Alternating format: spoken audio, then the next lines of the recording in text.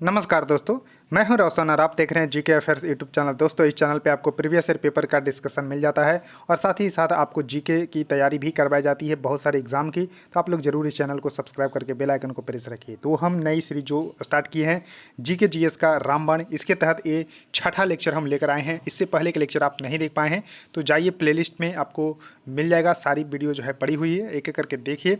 और देखिए, इसमें हम डिस्कस क्या करते हैं तो विभिन्न परीक्षाओं में पूछे गए प्रश्न को डिस्कस करते हैं, जो कि DFC cell, CGPDTM, SSC CGL में इंपॉर्टेंट होगा। और इसको हम रखते हैं टीसीएस स्पेशल, तो इसको ध्यान रखिएगा। इसके अलावा भी आप तैयारी करते हैं किसी एग्जाम की तो आपके लिए सीरीज इंपॉर्टेंट होगा, तो इसलिए अपने दोस्तों के साथ भी इसको जरूर शेयर करिएगा। और देखिए, पीडीएफ चाहिए तो आप हमारे टेलीग्राम चैनल से जुड़ सकते हैं, जिसका लिंक आपको नीचे डिस्क्रिप्शन में दिया हुआ है।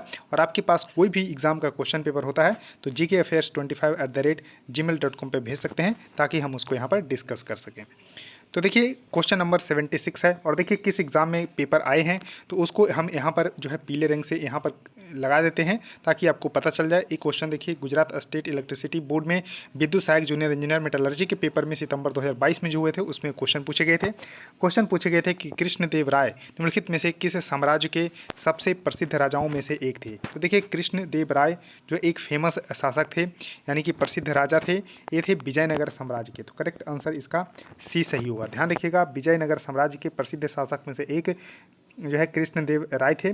और देखिए, विजयनगर साम्राज्य की बात करते हैं तो इसके संस्थापक थे हरिहर एवं बुक्का। तो हरिहर एवं बुक्का जो है इसके संस्थापक थे और विजयनगर साम्राज्य की राजधानी थी हम्पी। तो ध्यान रखिएगा, जो कर्नाटक में हम्पी है तो विजयनगर साम्राज्य की जो है राजधानी हुआ करती थी, इसको भी जरूर ध्यान रखिएगा। उसके देखिए, नेक्स्ट क्वेश्चन आपके सामने है कि अंडमान और निकोबार में बैरन द्वीप है। तो देखिए, बैरन द्वीप है अंडमान और निकोबार में। ध्यान रखिएगा, निम्नलिखित में से किसके लिए प्रसिद्ध है। तो दोस्तों, बैरन जो द्वीप है जो अंडमान और निकोबार में, वो भारत का एकमात्र जो है एक्टिव वोल्केनो है। तो ध्यान रखिएगा, एक्टिव वोल्केनो है, यानी कि एक जो है ज्वालामुखी है। तो इसको भी ध्यान रखिएगा। तो करेक्ट आंसर इसका डी होगा। तो एक्टिव वोल्केनिक आइलैंड है, तो करेक्ट आंसर इसका डी होगा। डी इसका सही उत्तर हो जाएगा। तो बैरन आइलैंड जो है एकमात्र जो है भारत का एक्टिव जो है वोल्केनो है। तो ध्यान रखिएगा, बहुत ही इंपॉर्टेंट है।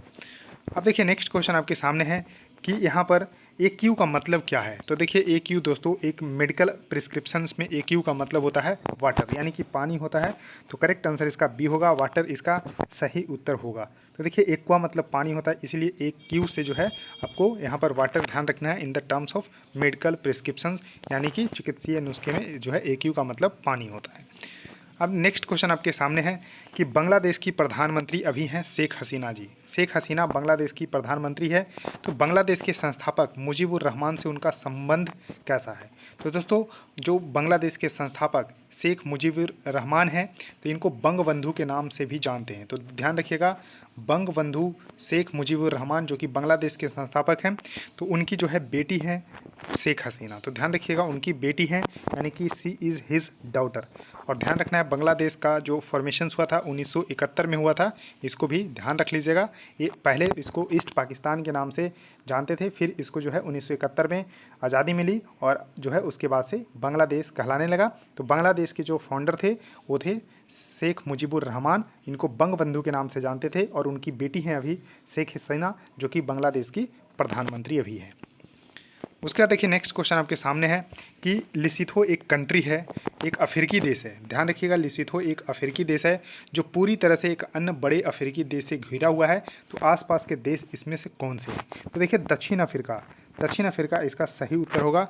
अब देखिए, मैप में ही देख लीजिए कि यहाँ पर आपको अफ्रीका का हम दक्षिणी भाग यहाँ पर आपको लगा रखे हैं। तो देखिए, ये जो पीले कलर का यहाँ पर दिख रहा है, ये पूरा यहाँ पर अफ्रीका है, साउथ अफ्रीका। ध्यान रखिएगा, साउथ अफ्रीका है जो कि अफ्रीका महाद्वीप में है। और यहाँ पर देख पा रहे होंगे, ये इसका जो एक कंट्री है लिसिथो। तो यहाँ पर देखिए, दो कंट्री साउथ अफ्रीका में है, एक स्वाजीलैंड। तो देखिए, स्वाजीलैंड का अगर पूछा जाए कि क्या पूरी तरह से साउथ अफ्रीका में है, नहीं, क्योंकि इधर जो है मोजाम्बिक से भी इसको जो है सीमा साझा कर रही है। लेकिन दो कंट्री जाना जाता है कि स्वाजीलैंड और लिसोथो जो है यहाँ पर साउथ अफ्रीका में। तो देखिए, लिसोथो जो है पूरी तरह से जो कि साउथ अफ्रीका में है। और इसके देखिए कैपिटल ध्यान रखिएगा मसेरू है। तो ध्यान रखिएगा, यहाँ पर आपको दिख रहा होगा लिसोथो जो है यहाँ पर जो देश है पूरी तरह से साउथ अफ्रीका में है। और इसका कैपिटल जो है मसेरू है,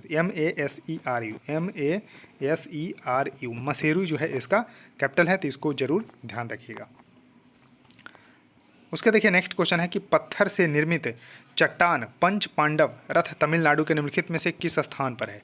तो देखिए यहाँ पर एनिसेंट पंच पांडव रथ जो है स्कल्प्टेड इन स्टोन यानी कि पत्थर से बने हैं और located in which of the following places of the Tamil Nadu. तो देखिए तमिलनाडु में है, ये तो आपको पता चल गया होगा। तो महाबलीपुरम इसका करेक्ट उत्तर होगा, करेक्ट आंसर भी होगा। इसको ममल्लापुरम के नाम से भी जानते हैं क्योंकि यहाँ पर जो है 2019 में जो है भारत और चीन के बीच में सेकंड इनफॉर्मल समिट हुआ था। तो इसको ध्यान रखना है, जो कि मोदी और शी जिनपिंग जो गए थे, तो बहुत ही उस समय की जो है फ़ोटो देखे होंगे आप, देखिएगा गूगल पे सर्च करके कि second India China informal summit, तो आपको बहुत सारे फ़ोटो मिल जाएंगे महाबलीपुरम का, जिसमें कि रथ जो है यहाँ पर दिखाए गए थे। तो महाबलीपुरम इसका सही उत्तर होगा और यहाँ पंच पांडव रथ है। अब देखिए आपको अगर फ़ोटो नहीं देख पाते हैं तो मैं आपको दिखाता हूँ, यहाँ पर देख सकते हैं पंच पांडव रथ है जो कि यहाँ पर आपको देखने को मिल रहा होगा। अब देखिए जो 5 रथ है उसको 5 रथ और पांडव रथ जो है इसको बोलते हैं। एक मोनुमेंट कम्प्लेक्स है महाबलीपुरम में जो कि कोरोमंडल कोस्ट, जैसे इस तरह से अगर हम भारत को नक्शा बनाते हैं तो इधर जो है मालाबार तट हो गया, पश्चिमी तट हो गया मालाबार तट और पूर्वी तट हो गया कोरोमंडल तट। तो देखिए कोरोमंडल तट पे ही स्थित है जो कि इधर बे ऑफ बंगाल में, बंगाल की खाड़ी में है। और इसको ध्यान रखिएगा जो तमिलनाडु के कांचीपुरम डिस्ट्रिक्ट है उसमें स्थित है और एक monolithic Indian rock cut sculpture है, यानी कि आर्किटेक्चर है, यानी कि ये पत्थर पे देखिए काट के बनाए गए हैं, मोनोलिथिक हैं, इसको जरूर ध्यान रखना। अब देखिए इसमें 5 रथ है, तो 5 रथ है, तो देखिए इसमें कन्फ्यूजन आपको होगा कि 5 रथ में पाँचों पांडव का नाम रख दिए तो 5 रथ हो गए। जी नहीं, ऐसा आपको गलती नहीं करना है। देखिए 5 पांडव थे और एक द्रौपदी जी थी। तो देखिए 5 पांडव में से जो नकुल और सहदेव थे उनको एक में रखना है और उसके बाद एक जो है द्रौपदी का रथ बना देना है, तो यहाँ पर 5 रथ हो जाएगा। और उसको जो है बड़े से छोटे क्रम में इसको जो है रखना है। जैसे देखिए देयर ऑफ साइज, तो धर्मराज रथ है, यानी कि युधिष्ठिर का जो रथ था वो सबसे बड़ा था, धर्मराज रथ उसको नाम रखा गया था। उसका देखिए भीम रथ, फिर अर्जुन रथ, फिर नकुल सहदेव, देखिए नकुल सहदेव को एक रथ में रखा गया है और उसके बाद द्रौपदी रथ। तो इस तरह से आपको देखने को मिल रहा होगा कि टोटल 5 रथ हैं जिसको 5 रथ ऑफ पांडव जो है बोला जाता है। इसमें कोई भी कन्फ्यूजन नहीं होना चाहिए, सही कुछ मैंने आपको क्लियर कर दिया है। उसका देखिए नेक्स्ट क्वेश्चन है कि यहाँ पर नुब्रा घाटी लद्दाख में पनामिक निम्नलिखित में से किस विशेषता के लिए प्रसिद्ध है। यानी कि पनामिक जो है एक स्थान है जो कि नुब्रा वैली लद्दाख में स्थित है, तो किस चीज़ के लिए फेमस है। तो देखिए हॉट वाटर स्प्रिंग जो है यानी कि गर्म पानी के झरने के लिए प्रसिद्ध है और ये जो है भारत में जियो थर्मल एनर्जी GEOTHER यानी कि भूतापीय जो है एनर्जी के लिए जो है प्रसिद्ध है। इसको ध्यान रखिएगा, जो कि नुब्रा वैली यहाँ पर यानी कि नुब्रा घाटी लद्दाख में स्थित है, पनामिक नाम स्थान जो कि हॉट वाटर स्प्रिंग के लिए फेमस है, यानी कि गर्म पानी के झरने के लिए प्रसिद्ध है। इसको ध्यान रखिएगा। अब देखिए नेक्स्ट क्वेश्चन आपके सामने है कि गौतम बुद्ध के प्रवचन किस भाषा में थे। अब देखिए यहाँ पर ध्यान रखना है ये क्वेश्चन किस में पूछा गया है। तो DDA यानी कि Delhi development authority electrical mechanical का एग्जाम हुआ था जूनियर इंजीनियर का 2018 में, उसका पेपर हम डिस्कस अब कर रहे हैं। तो देखिए गौतम बुद्ध के प्रवचन जो है किस भाषा में थे, यानी कि डिस्कोर्स उनका किस भाषा में था। तो दोस्तों पाली भाषा में था, तो करेक्ट आंसर इसका पाली सही होगा। अब देखिए गौतम बुद्ध को माना जाता है जो है बौद्ध धर्म का यहाँ फाउंडर। तो बौद्ध धर्म के फाउंडर कौन थे, तो महात्मा बुद्ध थे। इसको जरूर ध्यान रखना है। और देखिए भगवान बुद्ध की ज्ञान की प्राप्ति बिहार के बोध गया में हुआ था, जो कि बोधि वृक्ष के नीचे, तो इसको ध्यान रखिएगा। और देखिए सबसे ज़्यादा इन्होंने जो है उपदेश दिए थे श्रावस्ती में, सबसे ज़्यादा उपदेश दिए थे श्रावस्ती में।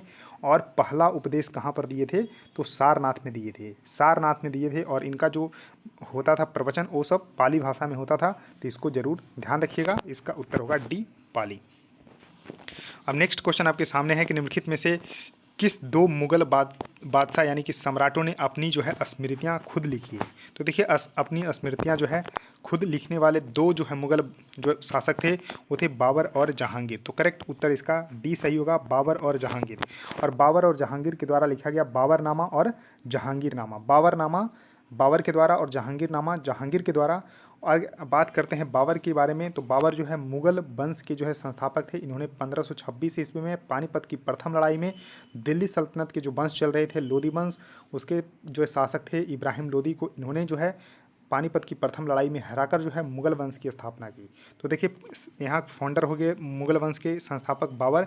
और देखिए जहांगीर थे ये चौथे मुगल बादशाह थे, चौथे मुगल बादशाह थे। अब देखिए इसका क्रम भी पूछा जाता है कि मुगल वंश के जो जो यहाँ पर बादशाह थे उसका क्रम क्या था।